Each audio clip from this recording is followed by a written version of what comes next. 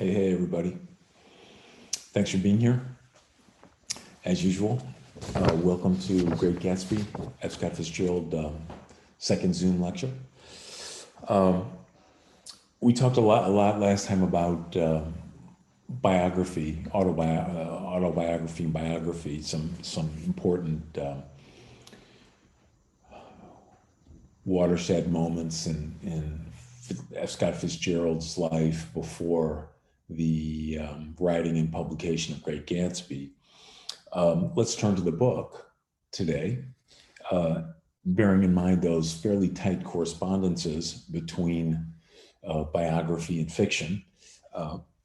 Sometimes they're tight, and I think this is as I mentioned last time, for those of you interested in the interrelationship, the very engaging, very compelling interrelationship between the symbolic structures of works of literature and the literal biographical structures of lives. Fitzgerald's is a very interesting case, isn't it? Okay, well, the book was published in 1925, and it covers a couple of different time periods, which we'll talk about at some length. Covers the spring and summer of 1922, when Gatsby is 32 years old or so, roughly. And it also covers the past in Louisville, Kentucky. You remember Fitzgerald's having been stationed in Louisville for a while. And that's 5 years earlier, so that's 1917. So those are the two main time periods. Let's look a little more exactly at narrative structure there.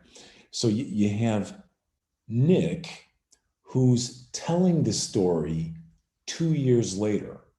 So he's sitting down, the narrating character is sitting down, so to speak, 2 years after the primary events, right?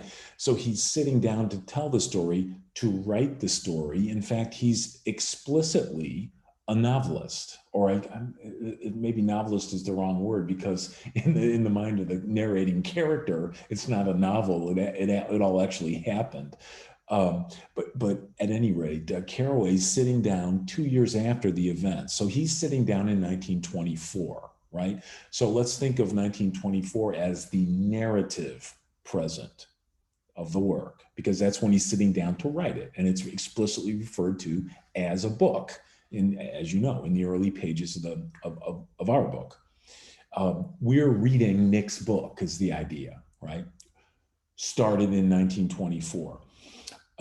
Well, it covers Nick and Jay Gatsby's relationship and the things that happened to Gatsby and Nick and Daisy, etc., in 1922. And embedded in that 1924 narrativization of the events of 1922 are previous events in Gatsby's life, which are related to Nick, which Nick finds out about from Gatsby, events which occurred in 1917 when Jay Gatsby was 27 years old.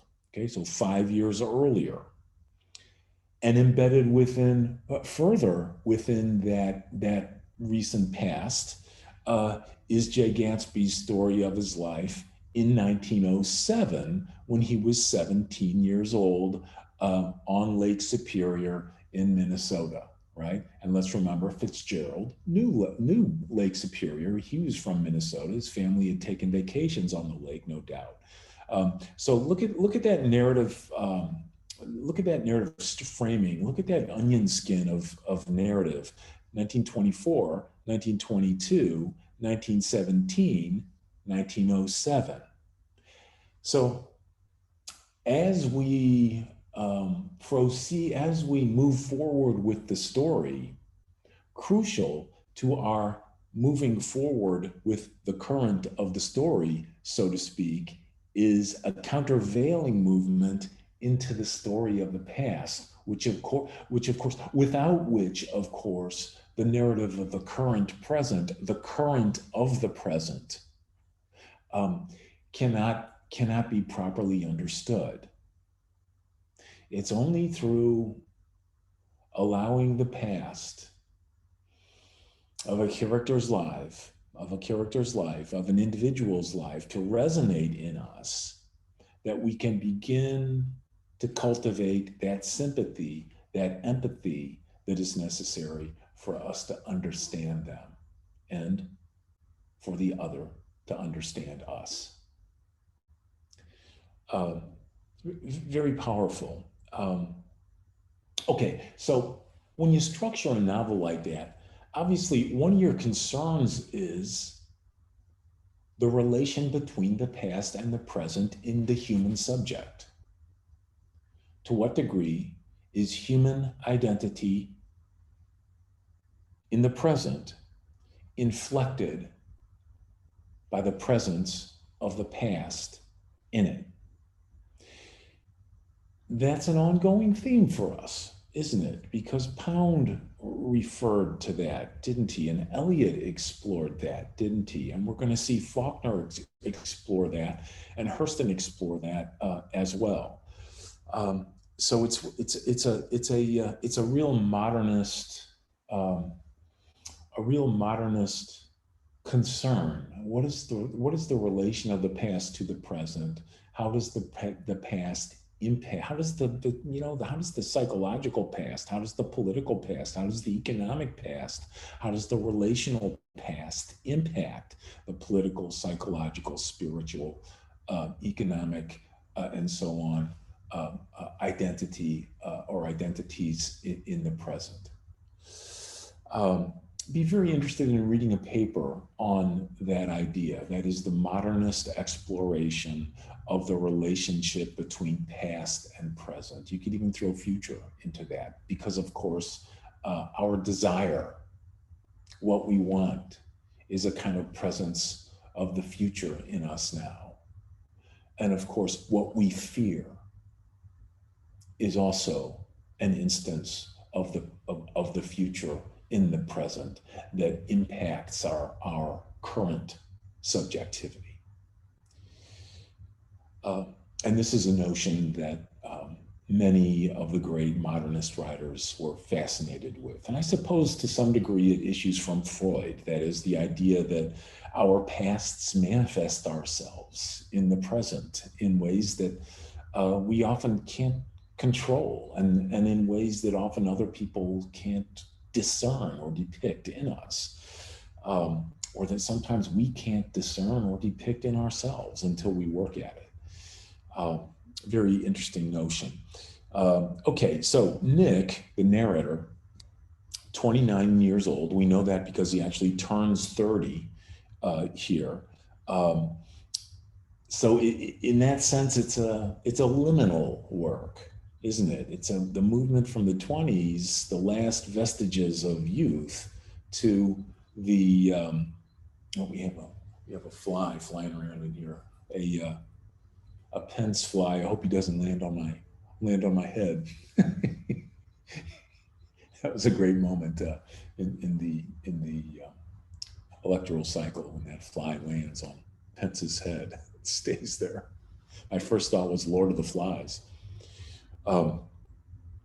Okay, so it's a kind of it's a it's a book that chronicles events that move one from from adolescence and post-adolescence, from youth into an adult recognition of what it means to be a human being. And I think that's why Fitzgerald wants that 30th birthday to occur to his, to his narrator stand-in, uh, Nick Carraway.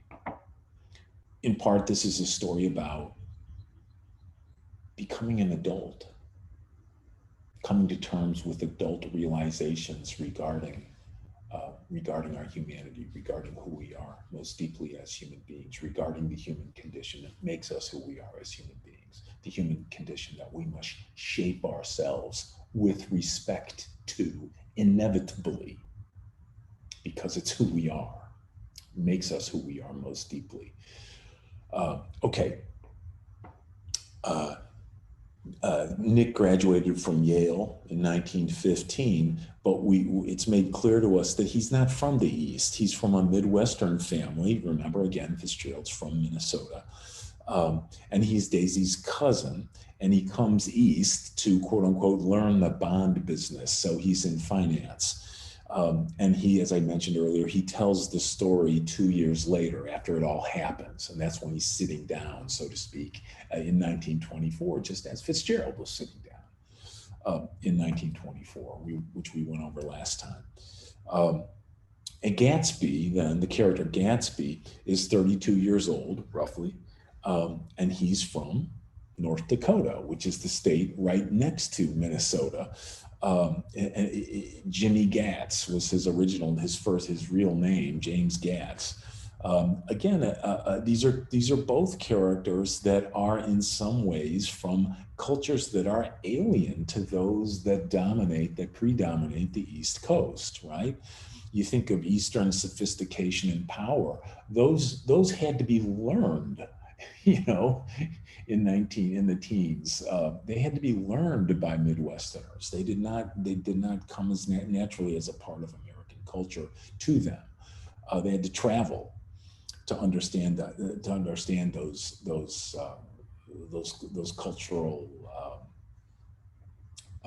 cultural tendencies, that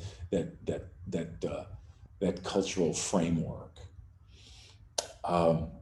Okay, well, I'd like to propose to y'all that there are three governing cultural mythologies that inform Fitzgerald's narrative. You can think of these as what the great French theorist Francois Lyotard, I spell these out for you on your list of names. Francois Lyotard referred to as the Grand Récit. The Grand Récit, that is the literally translating the big stories, right? The big stories. The Grand Récit, the master narratives, another word for it. The master narratives which dramatize crucial cultural values. That's what a myth is, right? And I'm going to use the word myth here. I don't mean to imply when we as literary critics and as cultural critics, when we use the word mythic and myth and mythology, we're not trying to imply that these didn't happen or that these are not factually true. We're not commenting at all upon the relative veracity of the narrative, of the mythic narrative at all, right? The important thing with the cultural myth, the cultural mythology, is that it embodies a particular set of cultural values that culture uses the myth, so to speak, to express. In other words, a cultural myth, the cultural mythology is that which the culture deploys, so to speak, via its voices to express itself, to express its identity. Or how about if I put it this way, to express elements of its identity, perspectives upon its identity in profound ways, right? So the culturally mythic is that set of narratives that embody or enact a particular component of cultural identity. Now, the first of these is the Christian story, the myth of the man Jesus that's sacrificed and is risen. And again, this is not a commentary upon the relative truth or falsity of that narrative. The important thing is that symbolically, it's a hugely important story. It's a hugely important mythic construction in which a certain set of very American values are present, right? So the Christian story. Now I'm phrasing this advisedly so you can see reflected in the story that we're working through here. You can see aspects of the Christian story that match those of Fitzgerald's story, structures and modalities of Fitzgerald's story, characterizations even of Fitzgerald's story, very conveniently. And you can see I phrased this in such a way that you ought to be able to see the parallels, right? So check this out. So the Christian story, the Christian myth, which presents a figure, a principle of redemption, of rebirth, that first of all speaks to what is best in us, and secondly, that reveals to us a new, richer sense of human sensitivity and human possibility. That is, possibility in human endeavor, possibility in human relationship. Yet, this figure, this principle, this icon of possibility is thwarted by the unwillingness of the world to tolerate the message, a message that is alien to its culture, and it dies for the world's sins. So let's go through the positive implications there of that potent story, that story whose potency you have to understand simply because of its pervasive quality, right, in our culture, if nothing else, right? The story embraces self-sacrifice, human suffering, and posits that our suffering and self-sacrifice are linked or can be linked to our redemption. A very powerful message, particularly for oppressed cultures or oppressed individuals or individuals of any kind that feel that they've been locked into a kind of prison by circumstances that they either had no control over or had very little control over, and must sacrifice themselves to those circumstances in order to liberate themselves. More importantly, in order to liberate the other out of love. Okay. Now there's a negative side to that as well. The Christian myth is also a kind of blueprint for martyrdom and the worship of martyrdom, in that suffering, or at least a kind of ascetic denial, is promoted as an index of ultimate moral authority. There's a kind of self-congratulatory quality in the self-sacrifice, in the suffering. And we think of Fitzgerald's own relationship with Zelda when thinking about the resonance of that story. That is, there's something very romantic in that self-sacrifice for the good of the other, right? The suffering for the good, for the redemption, for the liberation, for the salvation of the other. There's something very positive about that. There's also something very narcissistic about it, something very self-indulgent, something very self-congratulatory. And you can feel a little that in Fitzgerald's attitude towards Zelda, and possibly in his attitude toward his character Daisy in this novel, or what he construes as Gatsby's attitude towards Daisy in this novel. And this, uh, I don't mean to tie that up in a bow. That's an issue. That's an issue to be contended with by those of you reading the work, right? Something to think about, in other words. Okay, so the Christian story. Second governing mythology, second grand récit. Take a quick drink here. Second governing mythology, second grand récit is the pioneer story, the pioneer myth. Fitzgerald says at one point, let me just read the passage. It's a great passage. Page one. It's if you have this text, it's on page 184. Toward the end of the work. It's okay if you haven't gotten here yet. Do you see the paragraph? It's on page 184, beginning, "That's my Middle West, not the wheat or the prairies or the lost Swede towns." You see that?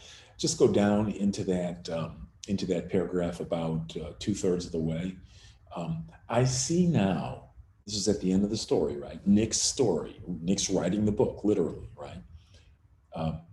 I see now that this has been a story of the West, capital W. This has been a story of the West.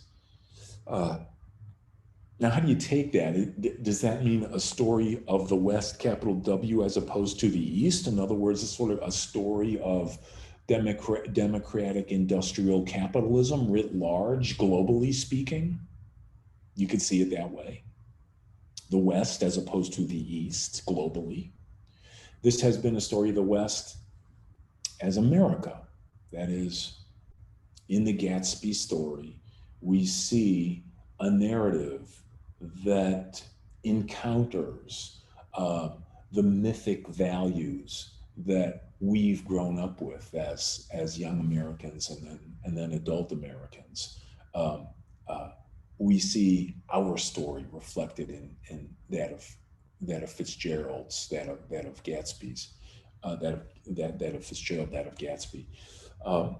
This has been a story of I see now that this has been a story of the West. After all, Tom and Gatsby, Daisy and Jordan and I were all Westerners, so all alien to the power structures and the status structures, the cultural framework of the East, all outsiders.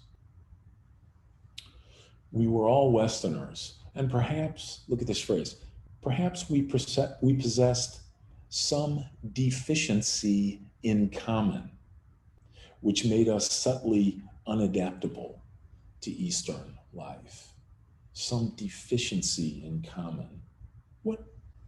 I wonder what Fitzgerald means by that. Some deficiency in common. Let me come back to that in just a second. So yeah, the pioneer myth, right? This has been a story of the West, which promotes the idea of America as a cultural landscape wherein, with ambition, strength, intelligence, charm, resilience, hope, you know all of those words. They're words that we've heard from the time that we first drew breath as young Americans. Wherein, with all of those attributes, the citizen may liberate him or herself from a restrictive past and construct an independent identity and future. Let me just read that again because it's important.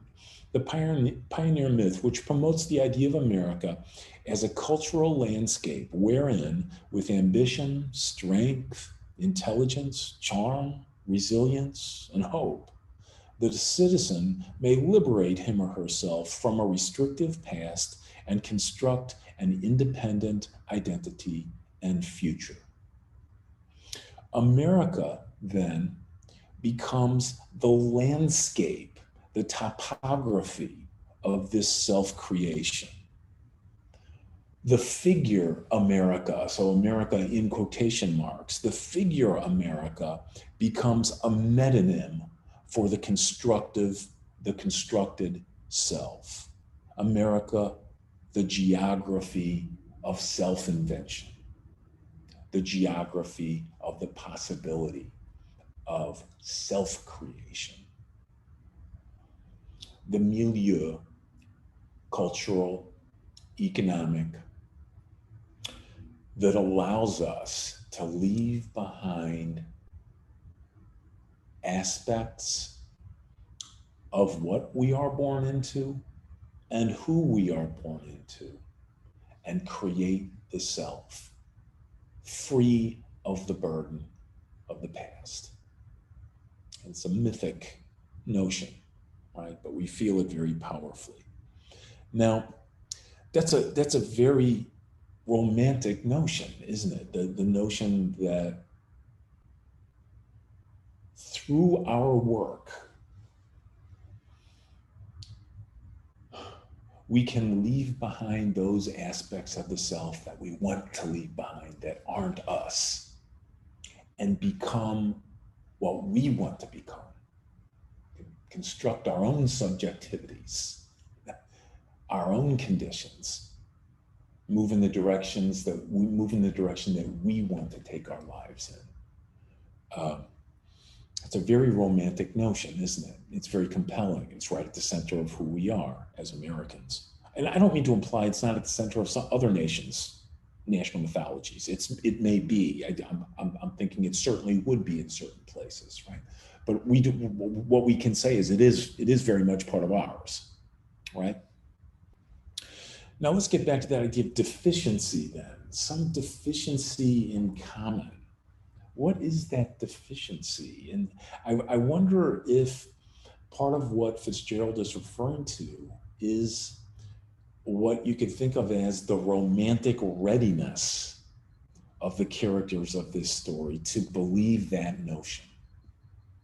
You remember that early story that I referred to that Fitzgerald wrote as a very young man, the romantic egotist, right?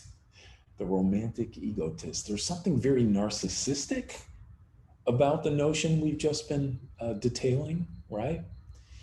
And there's something very romantic about that. It's very self-involved, isn't it? Very self-absorbed. And you can see how subscribing to this belief essentially turns not just your literal geography, right, but your symbolic geography, your relational geography, your interpersonal geography into an expression of self, you see? And not just the landscape, but the individuals that populate the landscape, the institutions that populate your landscape become projections of your own desire, of what you want for yourself.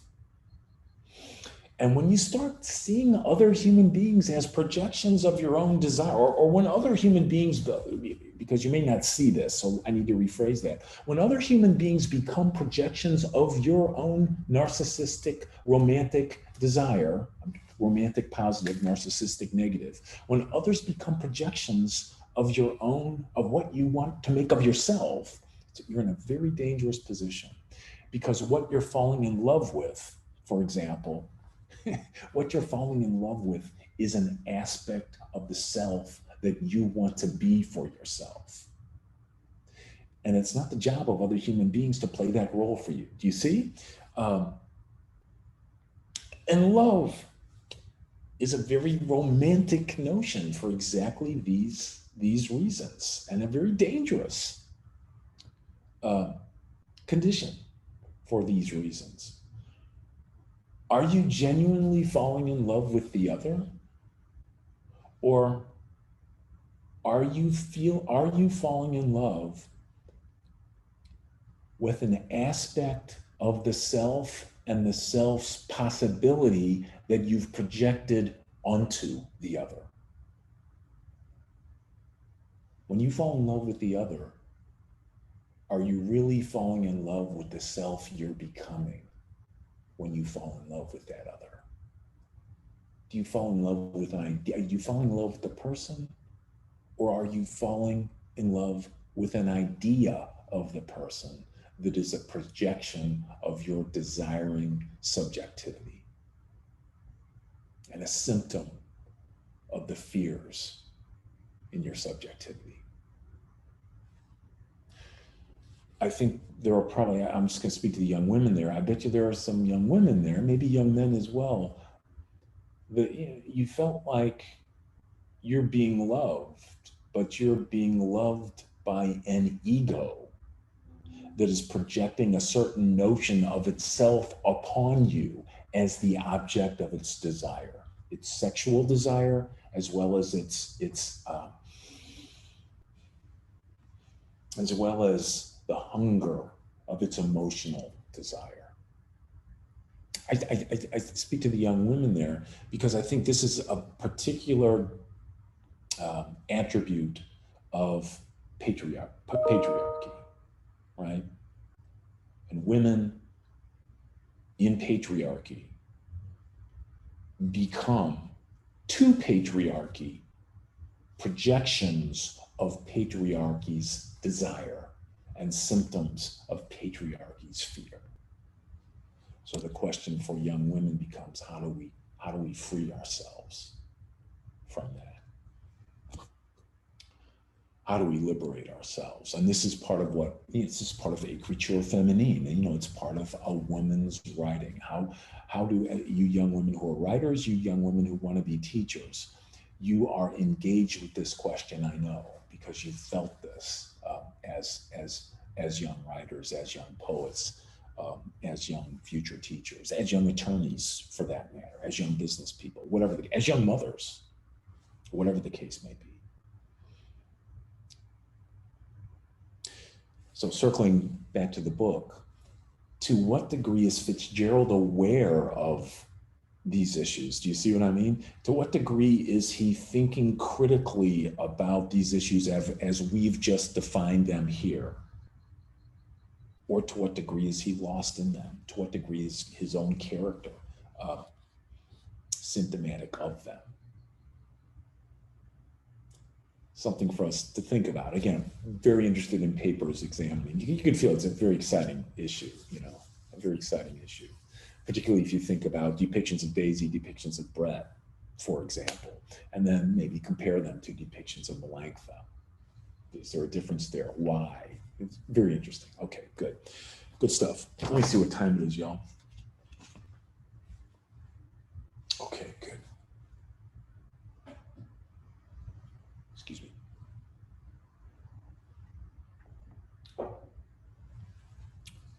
It's fun to feel the momentum of these ideas growing, isn't it? And the way they refer, the presence of the Christian myth in this story structurally. You can see Fitzgerald. It's in some ways it's a modern redaction of the story of Jesus in a certain way, mythically speaking, structurally. See what I'm saying? In terms of its structures, its modalities. And if you haven't read it before or read it lately, you really see that at the end. Right? In ways that are quite unexpected. And then the pioneer myth, structures and modalities, the values of the Christian myth, the values of the pioneer myth, very present. Okay, now the third one I want to name is the American dream, right? The myth of the American dream, which is very related to the pioneer myth, right? Okay, so the American dream. Now, again, I've phrased this carefully so that you can see its structures and modalities embedded in the text, right? The American dream, which promotes the idea that emotional fulfillment, material satisfaction, economic security and social respect, promotes the idea that emotional fulfillment, material satisfaction, economic security, and social respect are available to all citizens through hard work and ingenuity, as well as other personal qualities. And of course, the American dream there um, alienates one from the old world hierarchies, right? You're excluded from those hierarchies. Yet you also they are yet the American dream allows you to evade those old world hierarchies, the old world of the East, for example, the old world of the East, as in the East, the Northeast of America, allows you to evade those. By dint of personal qualities, some of which I mentioned previously, right? So the Christian story, the pioneer story, and the American dream itself, um, all three of which are linked, right, in the American identity, in American subjectivity, all three of which partake of one another, right? All three of which enable one another, all three of which overlap in our national mythology. Yeah. And it seems to me that Fitzgerald is deploying all three of these very self-consciously. And I say self-consciously. They have become embedded in who he is as a young writer. They are part of his cultural imagination, they're part of his literary imagination. And we can see them enacted in the structures and modalities of this great book.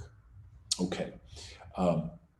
Well, the characters themselves have a definitive culturally mythological function as well, right? So not just the structures, but also not just the episodes, but the characters to whom the episodes happen, mythic as well. Let's look at that. Think of Daisy. She becomes an emblem of the American dream in some ways. What I mean by that is this: upon Daisy, upon her, is projected that very American conflation of personal and sexual happiness with financial wealth and power. Daisy is the center of a dream. She's the center of Nick's dream. I'm sorry, she's the center of Jay Gatsby's dream. And there's a danger in that. We alluded to the danger earlier, my earlier discussion, right? We alluded to the danger, but she's the center of his dream. Now, I say she's an emblem of the American dream. Upon her is projected by whom? Well, certainly projected by Jay Gatsby, right? In other words, he see. Let's just look at the language. Do you remember? You remember? I don't know that we need to turn to it, but on page 127 in this text, there goes. Let's just look at it real quick. It's wonderful. Page 127.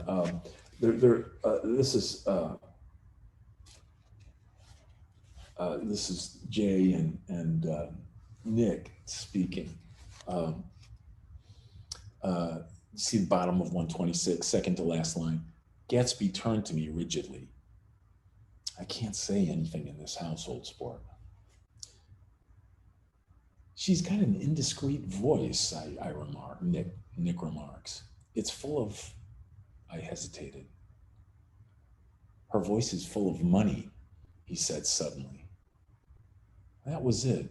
I'd never understood before. It was full of money. That was the inexhaustible charm that rose and fell in it, the jingle of it, the cymbal song of it. High in a white palace, the king's daughter, the golden girl.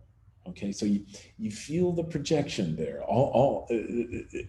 She becomes a kind of embodiment of the desiring patriarchal subject, a la Americain, right?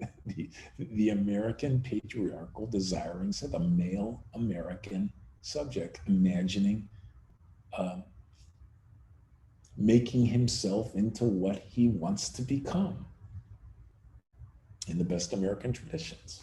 And she's a projected element of that, right? And it's absolutely, there is money in her voice. She's a fungible property, you know? She embodies material satisfaction.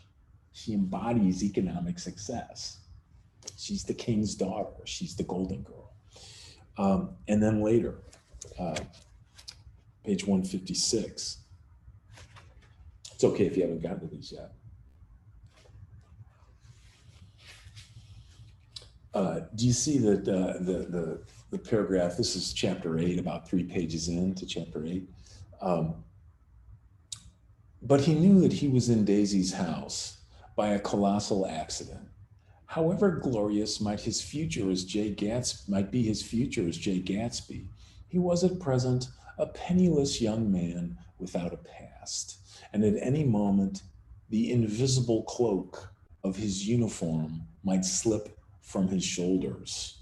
Right out of Harry Potter, you know. But why is his uniform his invisible cloak?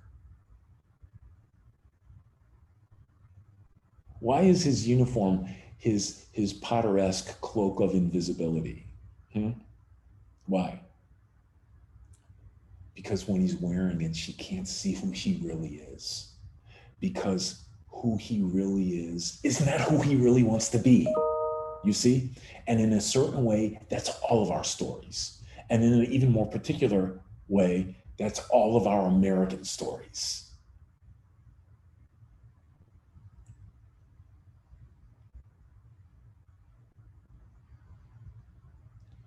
At any moment, the invisible cloak of his uniform might slip from his shoulders. So he made the most of his time. He took what he could get, ravenously and unscrupulously.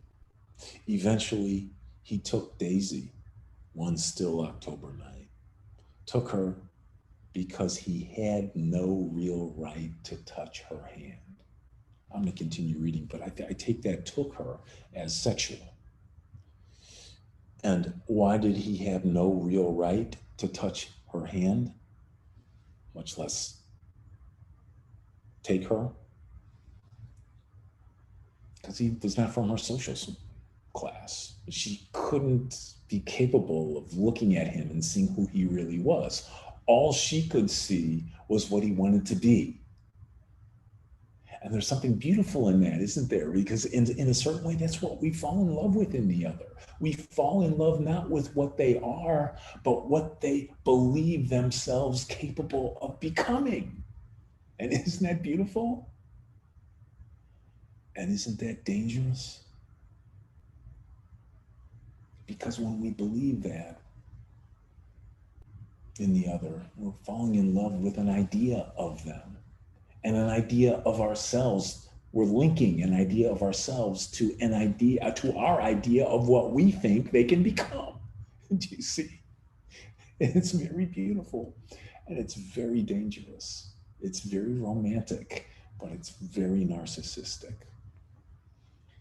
And you all do me a favor. Take it from your bald old white dude professor. When you fall in love with a person. Don't fall in love with an idea. When you fall in love with an actual other. Don't fall in love with an idea of yourself in the other. He might have despised himself, for he had certainly taken her under false pretenses. I don't mean that he had traded on his phantom millions, but he had deliberately given Daisy a sense of security. He let her believe that he was a person from much the same strata as herself, social strata, that he was fully able to take care of her, pardon me, as a matter of fact, he had no such facilities. He had no comfortable family standing behind him, and he was liable at the whim of an impersonal government, the army, to be blown anywhere about the world. But he didn't, he might have despised himself, but he didn't despise himself. And it didn't turn out as he had imagined. He had intended, probably, to take what he could and go. That was his intention, to take what he could and go. Like a thief. But now, something happened. But now, that's what he was. That's what he was going to make of Daisy. But now, he found that he had committed himself to the following of a grail.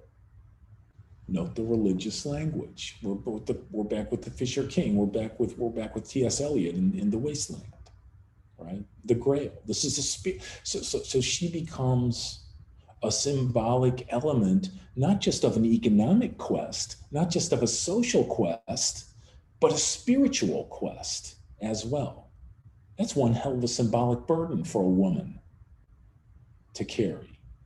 That's one hell of a narcissistic, patriarchal projection for a woman to carry. I think you young women in class know what I mean.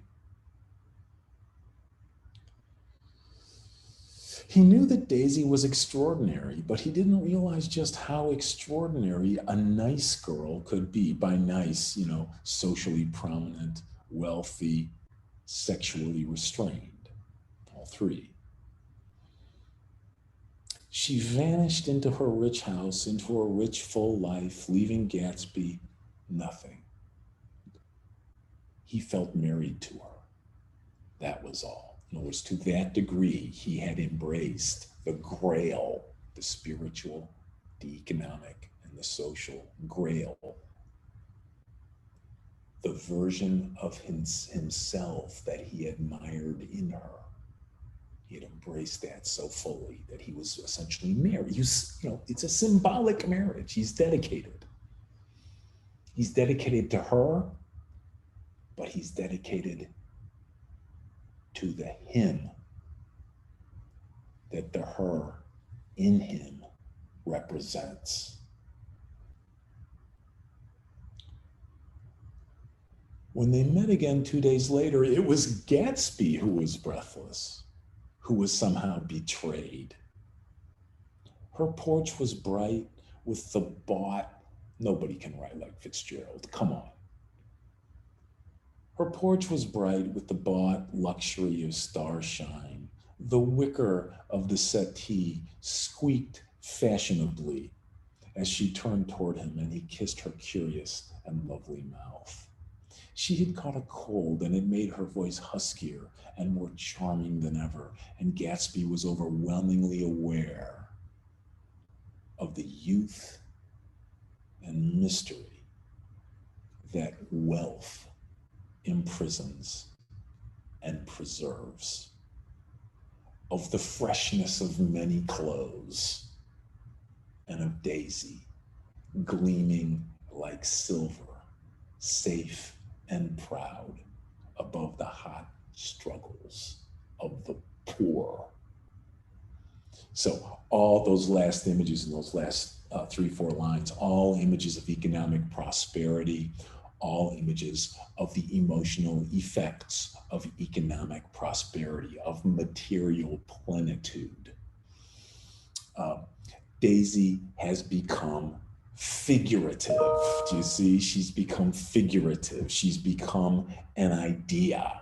She has become metonymic. You see? Metonym. You guys know metonym. A metonym is a word that stands in symbolically for a much broader, much larger idea. She's become metonym. She's become his Daisy, a metonym for those bigger, broader, deeper desires, material desires, social desires, spiritual desires, sexual desires. Love's complex, ain't it? I suspect some of you have felt this. I suspect some of you have felt it in your desire for the other. I suspect some of you have felt it in the other's desire for you. And there's something very flattering in it, isn't there? But there's also something very dangerous in it.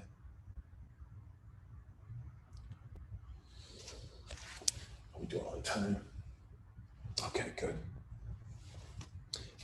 So there she is, a projection of Gatsby. But my question is this, for Fitzgerald, does Fitzgerald, is he critiquing this in Gatsby? Or is he blind to it himself? Is he a victim of it and unconsciously shaping a narrative around assumptions that he can't see? You see, and you think that, but then you see sentences like this. You turn to page 21. I'm sure you've seen this already. This page 21 in this text, right? At the middle of the page, evidently she had reason to be. I waited, but she didn't say any more, and after a moment I returned rather feebly to the subject of her daughter. I suppose she talks and eats and everything. That's Nick. Oh yes, she looked at me absently. Listen, Nick, let me tell you what I said when she was born. Would you like to hear? Very much. It'll show you how I've gotten to feel about things. I'm sorry, I should have read that better. It'll show you how I've gotten to feel about things. Well, she was less than an hour old, and Tom was God knows where. I woke up out of the ether with an utterly abandoned feeling and asked the nurse right away if it was a boy or a girl. She told me it was a girl, so I turned my head away and wept. All right, I said, I'm glad it's a girl, and I hope she'll be a fool. That's the best thing a girl can be in this world. A beautiful little fool. You see, so Fitzgerald has Daisy uttering those words early in the work, and you realize he's leveling a critique. He knows what Daisy has become for Gatsby, and he knows what Daisy has become for Tom. He understands the machinations of patriarchy and its sexual desire and its romantic / narcissistic desire for woman. Symbolic desire for. He gets it, because what Daisy seems to mean is, the problem comes when a young woman is smart enough to recognize the imprisonment that she's been afforded by the desiring patriarchal subject in this materialist culture. You see?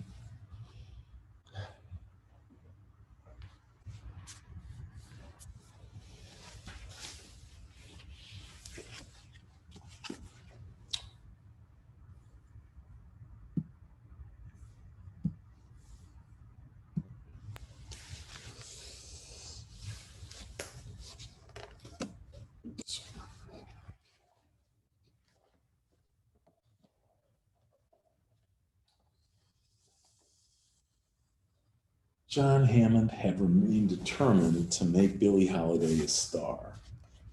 In the summer of 1935, he arranged for the first of a series of recording sessions for her, singing with a small group led by Teddy Wilson, piano player.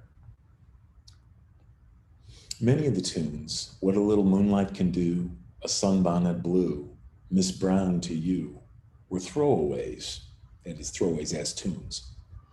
But she managed to make them memorable with her bright, mocking voice and her trick of singing behind the beat. Listen for that, singing behind the beat. She doesn't come down right on the quarter notes, right on the eighth note. She sings a little bit behind them, always catching up, right? Always a little bit offbeat, making you feel the rhythm, making you feel the swing. Um, uh, Teddy Wilson says she enjoyed singing so much. She was bubbling at those record dates. In those days, there was none of that blues and despairing, none of the stuff that came out later. Uh, okay, but trouble seemed to follow her wherever she went. She lasted only 4 days at the famous store on 52nd Street. That's a club, the famous store on 52nd Street, the Jazz Street in the 30s and 40s. Furious when, and 50s. Furious when she was told she couldn't sit with the white customers, she walked off the job. Quote, when she walked in, the manager's wife remembered, she walked in with her head held high. If you asked her for a request, she might sing it if she was good and ready. That was her way. She sang what she wanted to sing. She appeared at Chicago's Grand Terrace with Fletcher Henderson, but lost that job after hurling a chair at the manager when he dared to tell her she was singing too slow. Even Joe Glazer had no luck trying to make her over as a manager. Once, when he suggested she sing a little faster, she turned on him. Look, you son of a bitch, she said, you sing it. I'm going to sing my way. You sing your way.